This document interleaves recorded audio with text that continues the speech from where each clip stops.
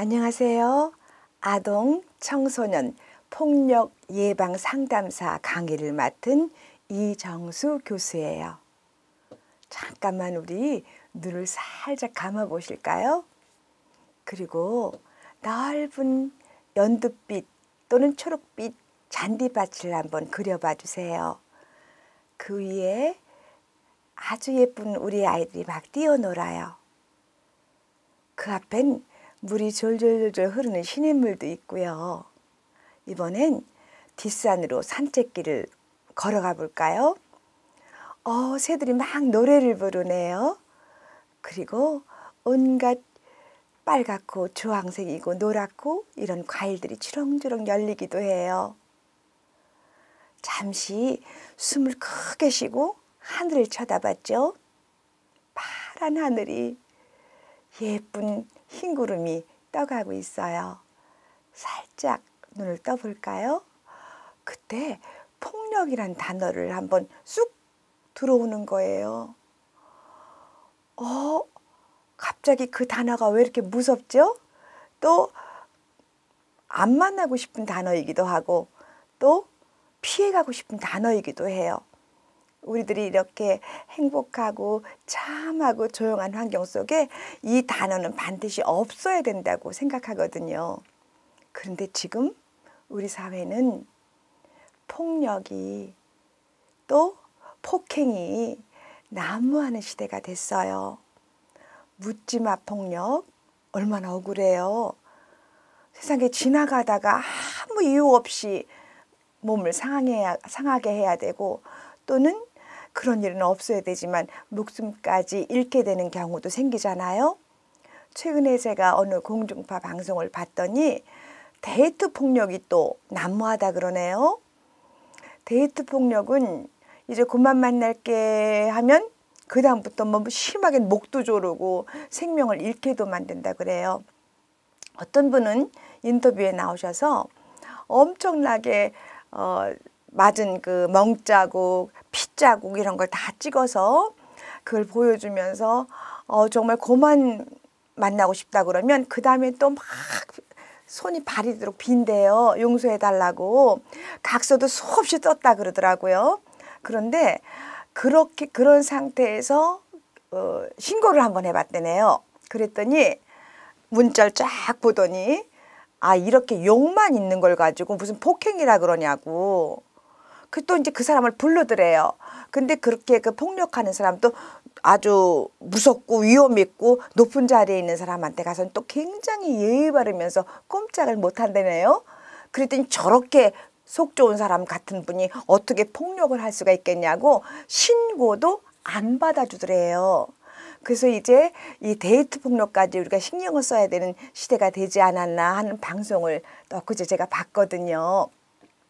자, 그러면 우리가 폭력, 폭행 그러면 때리고 던지고 뭐 부수고 이런 것만 폭력인 줄 아시는 분들이 계셔서 이제부터는 정확하게 우리가 어떻게 대처하고 어떻게 예비하고 어떻게 도와줘서 이 사회가 점점 더 살기 좋은 사회로 바뀔까 하는 것을 같이 고민해 보겠습니다.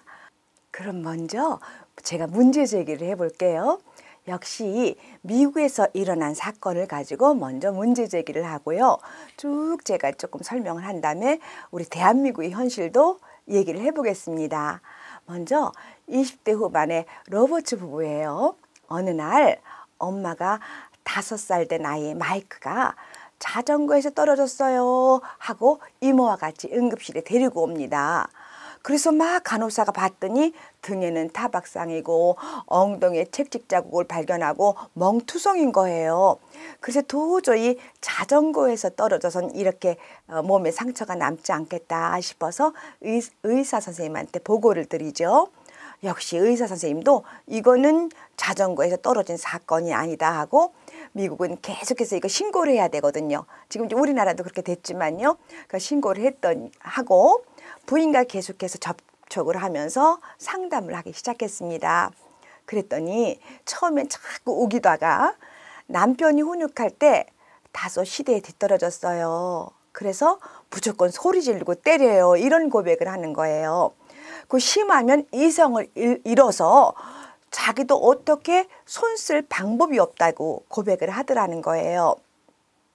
또한 같이 온 이모 처제가 우리 형부는 너무 성급해요. 그리고 격분하는 경향이 있어요. 하고 진술을 했다는 거죠. 그래서 가만히 한번 살펴봤더니 이 마이크의 아빠는 그 용접공 생활을 했었대요. 그런데 얼마 전에 좀 이렇게 실력도 모자라고 게으르고 태만하다고 그 일하던 데에서 강제로 나가라고 퇴출을 당했답니다. 그러니까 너무너무 화가 나서 그 사장을 한번 또 되게 폭행한 적이 있었대요. 또 그럼 그 다음에 폭행은 없었느냐 그랬더니 과거에 부인도 많이 맞았다는 거예요.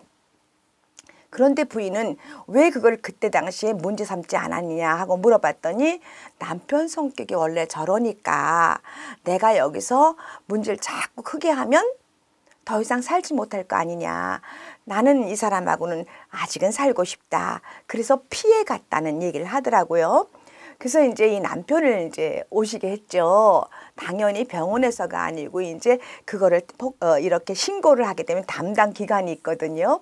그래서 이렇게 또 물어봤더니 이 마이크의 누나 7살짜리는 너무너무 말을 잘 듣는다는 거예요. 아빠 말을. 근데 이 마이크는 공격적이고 말도 안 듣고 말썽쟁이다. 그런데 내가 이 아이를 아무리 말을 해도 내 말을 안 듣더라. 그래서 난 너무너무 화가 났다. 아빠를 무시한 것 같은 생각이 들었다. 그래서 얘를 절제시키고 얘를 진압하는 방법은 화와 신체적 학대밖에 없었다. 그래서 그 다음부터 이 아빠는 강제로 주정부에 있는 기관에 가서 일주일에 한 번씩 상담도 받고 훈련도 받는, 그렇게 해서 아이에 대한 것을 좀 고쳐줄 수 있는 그런 상담에 들어갔다고 해요. 여기서 얘기하는 것은 신체적으로 많이 때렸다는 신체 학대에 속하지요. 두 번째는요. 이 멜리사라는 친구예요. 8살 된 여자아이인데요. 엄마가 이혼을 하고 외딴 시골로 이사를 갑니다. 이 외딴 시골에는 같이 놀아줄 친구가 별로 없는 거예요. 외져서. 그런데 이제 마침 그 엄마의 동생 외삼촌이 이 집으로 이사를 와요. 이 외삼촌은 광부였었는데 이 진폐증이라는 병 때문에 더 이상 광부 역할을 못하고 누나네 집에 와서 같이 동거를 하게 됐죠. 그러니까 이 엄마는 너무 좋은 거예요. 멜리사를 맡길 데가 없었는데 또 자기가 돈을 벌어서 아이를 양육해야 되니까 아르바이트를 뛰는데 어느 기관에다 맡길 데도 없고 그러는데 동생이 와서 아이를 봐주니까 얼마나 기분이 좋았겠어요. 안심이 돼서 열심히 돈을 벌었어요. 그런데 담임 선생님께서 이 아이가 자꾸 이상한 점을 발견하게 됩니다. 수업 시간에 집중을 못하게 되는 거예요, 얘가. 그리고 간단한 숙제도 못해요. 전에는 수월하게 풀었던 숙제인데도. 그 다음에 또 친구들이 이렇게 지나가면서 농담할 수도 있잖아요. 그래도 엉엉 울고 소리 지르면서 울고. 그리고 어떨 때 보면 뭐 요즘 아이들이 흔한 말로 멍하니 앉아있고 멍하니 앉아서 뭔가 생각하면 멍 때린다. 그렇게 또 표현도 하던데 멍하니 공상을 하고 있더라는 거예요. 그래서 이 아이를 3번을 면담을 합니다. 그랬더니 이 아이가 처음에는 아무 일이 없다 그러더니 삼촌과 단둘이 있어야 하는 상황을 너무너무 무섭다. 난 집에 가는 게 무섭다. 학교 끝나는 시간이 무섭다. 그래서 삼촌이 왜 무섭냐라고 물어보신 거죠. 그랬더니 TV를 볼 때 방에 가서 침대에 앉아서 꼭 보신대요. 삼촌이. 그러면서 멜리사를 옆에다 갖다 앉혀놓고 삼촌이 자기 다리를 문지르면서 멜리사의 팬티 속에다가 손을 넣고 이런 행동을 너무 자주 한다는 거예요. 그러니까 그 나머지 여러분이 상상하세요? 남자가 자기 그 사타구니 속에 손을 넣고 여자아이의 그 팬티 속에 손을 넣은 상태니까 얘는 막 자질그레해서 싫은데도 삼촌이 그렇게 하니까 집에 가는 게 너무 무섭다는 거예요. 때로는 삼촌이 알코올, 그러니까 술을 드시고도 그런 행동을 자주 했다는 거예요. 그러자 선생님은요, 멜리사가 너 이야기한 거 굉장히 잘했다. 너무너무 훌륭한 일이다. 이 일은 꼭 선생님한테 했어야 됐다. 이제는 선생님이 엄마와 도와서 너를 도와주겠다. 그래서 당연히 이제 삼촌이 치료를 받게 되죠. 또 엄마는 전혀 몰랐던 상황에 대해서 눈물을 펑펑 흘리면서 아이를 어떻게 사랑해 줄 것인가를 고민하기 시작했다는 거예요. 여기는 뭐죠? 성학대라고 그래요. 세 번째, 린다라는 친구를 얘기하고 싶어요. 이 친구는 17세, 우리로 얘기하면 여고생이에요. 혼전 임신을 했지요. 그런데 다행히도 아기를 낳은 동안까지는 이 남편 로키라는 친구하고 살아요. 그런데 이제 이 로키라는 아이랑 둘이 혼전 임신을 했으니까 당연히 남편 로키도 고등학교를 중퇴하게 되죠. 그 이제 트럭 운전이나 이렇게 지가 할 수 있는 일을 하는데 안정된 직업이 없으니까 경제적으로 너무너무 힘든 거예요. 그러다 보니까 2개월 된 아기를 검진을 하러 왔는데 아이가 평균보다, 기준보다 굉장히 작고 무기력해요. 어떻게 보면 굉장히 아이가 순하다라는 생각이 들었는데 그거는 발달 지체였던 거예요. 그래서 이거는 이 아이만 볼 것이 아니라 엄마를 살펴야 되겠다 하고 린다를 봤더니 우울 증세가 있더라. 그러다 보니까 당연히 아기에게 무관심하죠. 자기 생각에만 몰두하는 거예요. 내가 왜 이렇게 살지? 나에게도 꿈도 있었는데, 나에게도 희망이라는 게 있었는데, 돈도 없고 먹고 싶은 것도 못 먹고 가고 싶은 것도 못 보고 난 너무너무 한심해. 이렇게 생각하다 보니까 본인 자체도 심각한 영양실조에 걸리게 되는 거예요. 그러니까 이제 당연히 젖이 안 나와서 젖도 못 먹이게 됐죠. 이거는 바로 이 빈곤으로 빙자된 방임, 아이를 돌보지 않은 이런 세 가지 문제를 제가 지금 제기를 했어요. 자, 폭행하면 때리고 부수고 어디 상처를 내고 이런 것뿐 아니라 그건 신체 학대뿐 아니라 성학대 또는 우리가 반드시 그거 할 때 폭언이 나가잖아요. 언어폭력 그러잖아요. 그래서 이 정서적 학대 또 아이들 마음대로 방치하고 돌보지 않은 방임까지를 폭력이라고 그래요. 이제 좀 더 자세히 들어가 보십시다. 먼저 아동학대, 폭력의 개념을 한번 살펴보기로 해요. 보호자를 포함해서 요즘엔 부모한테 학대당하는 친구들 굉장히 많거든요. 보호자를 포함한 어른, 성인에 의해서 아동의 건강과 복지를 해치는 것, 이거를 학대라고 그래요.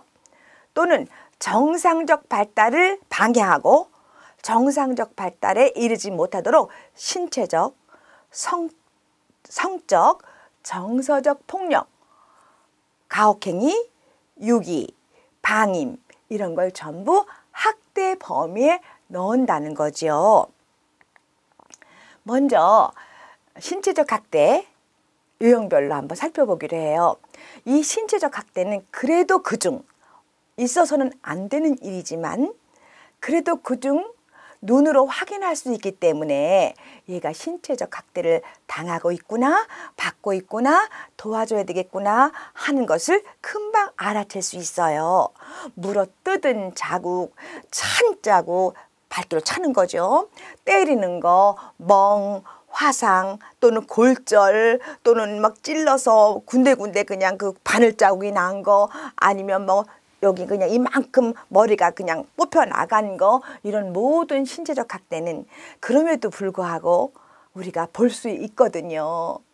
아이를 보면 이 아이가 누구한테인지 모르지만 신체적 학대를 당했구나 하고 느낄 수가 있지요.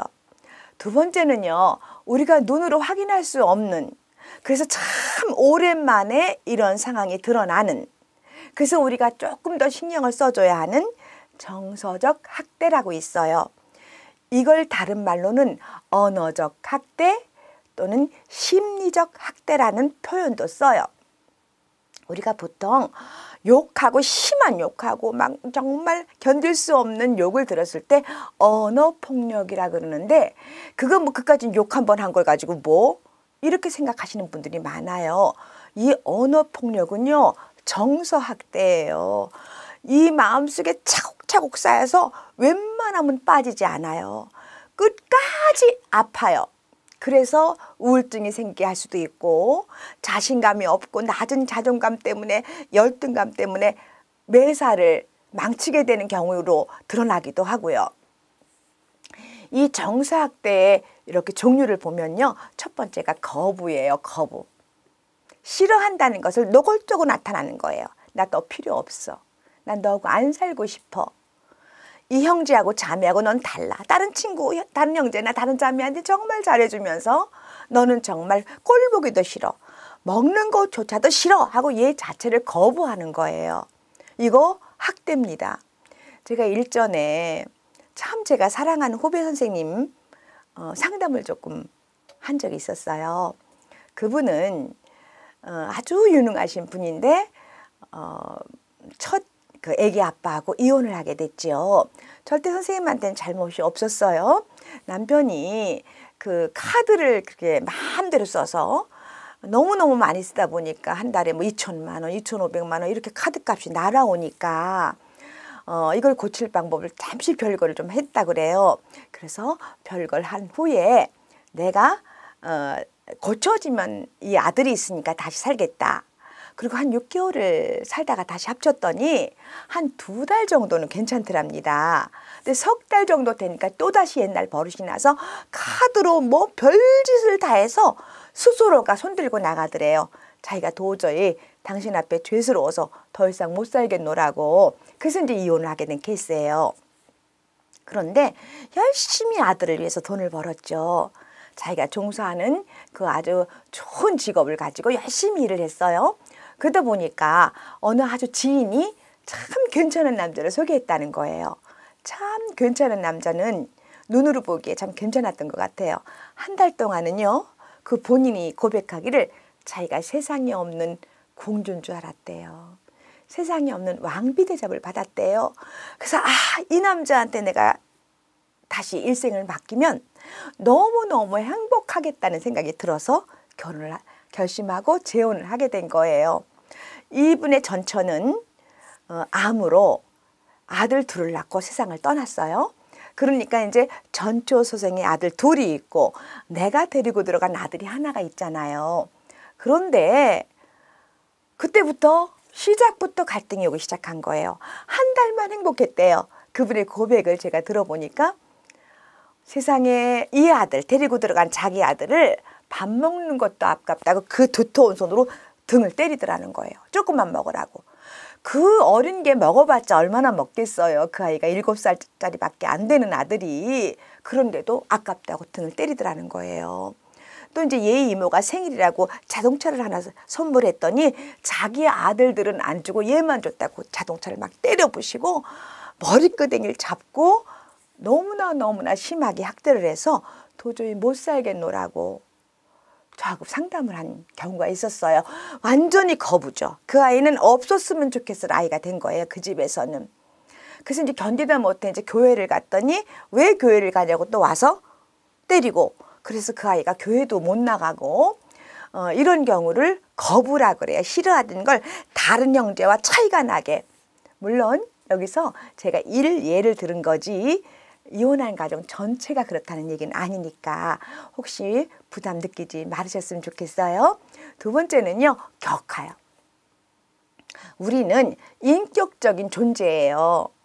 아주 어린 아이들도 어르신들도 인격적으로 대접받을 때 살 맛이 나는 거거든요. 아들을 멍청이라고 부르며 창피를 주고 머리 나쁘다 그러고 구박하고 많은 사람들 앞에서 돌연변이라 그러고 이렇게 아이를 자꾸 밑으로 내리는 거, 내리까는 거, 무시하는 거 그리고 정말 견딜 수 없이 자기 존재를 무시하는 거 이런 거 학대입니다. 세 번째는요. 위협이에요. 신체적으로 상처 주겠다고 협박하는 거. 그 다음에 사랑하는 사람들을 때리는 것을 아동에게 보여주는 거, 이거 위협이죠. 가끔 여러분 드라마에서 보시면 사랑하는 사람을 묶어놓고 막 때리면 이 사람이 자기 사랑하는 사람이 너무 맞으니까 견딜 수 없어서 그분의 그 요구를 들어주는 그런 거 보신 적이 있나 모르겠어요. 그렇게 사랑하는 사람을, 사랑하는 내 엄마를 막 때리면요, 아빠가 술 드시고 술 주정하시면서 그런 아이는 너무너무 분노를, 어떻게 힘이 약하니까 아빠한테 할 수가 없지만 분노가 점점 쌓여서 심하게는 아빠한테 욕도 하는 아이를 제가 봤고, 심지어는 아빠 죽었으면 좋겠다 그런 아이도 제가 봤어요. 위협은 본인한테 위협도 있지만 사랑하는 사람한테 주는 위협도 정서적 학대라는 것 기억해 주셨으면 좋겠어요. 또한 네 번째는 고립이에요. 고립. 너무 긴 시간 동안 혼자 가두는 것, 또는 또래나 가족을 못 만나게 하는 거, 이거 정말 괴롭죠. 내가 정말 우리 가족 만나고 싶은데 못 만나게 하는 거예요.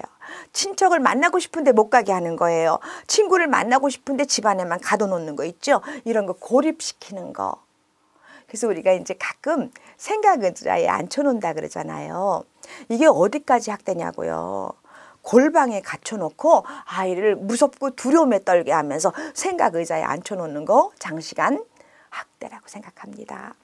다섯 번째가 타락이에요. 이 범죄 행동을 가르치고 점점 더 그거에 대해서 더 하라고, 그러니까 소매치기를 가르친다든가 또 남의 물건을 몰래 가져온다든가 이런 범죄 행동을 가르치는 거 학대입니다. 앵벌이 그런 거 많았었잖아요.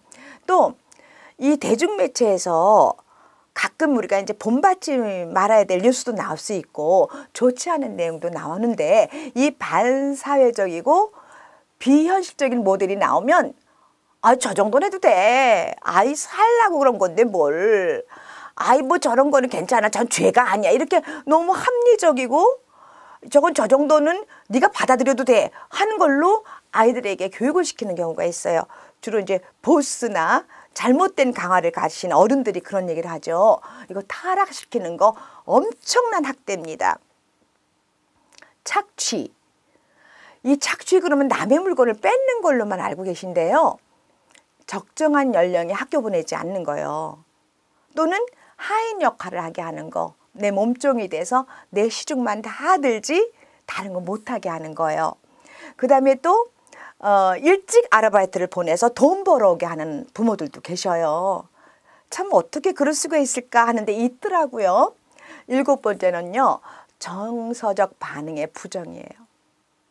상호작용을 하려고 애가 막 애쓰거든요. 엄마한테 사랑받고 싶고 아빠한테 사랑받고 싶은데 기계적으로 애정 없이 대하는 거 있어요. 이거 무지무지한 학대입니다.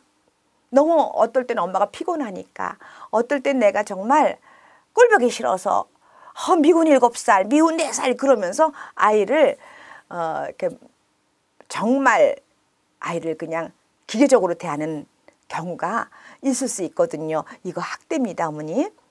다르게 한번 생각해 보세요. 저희가 가끔은 이런 경우는 있었어요. 집에 손님이 오시면 유난히 아이가 와서 엄마 엄마 엄마 하고 밝히죠. 엄마 이거 먹어도 돼? 엄마 이건 뭐야? 그럼 저리 가. 이따 혼날 줄 알아? 그리고 우리가 아이를 자꾸 어른들 앞에서, 제3자 앞에서 이 아이를 누르는 경우가 종종 있어요. 왜냐하면 손님이 오셨는데 내가 집중하지 못하게 만드니까요. 그런데 이것도 손님이 오실 때마다 그런다면, 우리 아이가 뭔가 요구하고 있을 때 그 상호작용하려는 것을 그 아이한테 엄마가 지금 손님 오셨으니까 너하고 얘기하고 싶지만 요건 이따가 아무개 어머니 가신 다음에 엄마랑 하면 어떨까? 조금만 기다려줄래? 이렇게 아예 동의를 구하지 않고 무조건 그냥 이따 그냥 혼나 그냥 이렇게만 해서 계속 손님이 오실 때마다 그런 행동을 반복하신다면 그것도 일종의 학대일 수 있어요. 자, 오늘은 여기까지만 제가 한번 강의를 마치려고 해요. 참 가슴 아프지만 우리가 일찍 배우고 많은 걸 섭렵해서 우리 아이들이 멋지게 건강하게 자랄 수 있는데 도움이 된다면 참으로 유익한 강좌라고 생각하거든요. 그래서 꼭 전문가가 되실 뿐 아니라 우리 일반적인 모든 분들이 한번 이 시대에 이 시점에서 냉정하게 이 강좌를 들으면서 우리가 한번 반성하고 공부하고 연구해 봤으면 좋겠다 하는 생각이 듭니다. 다음 시간에 뵐게요. 감사합니다.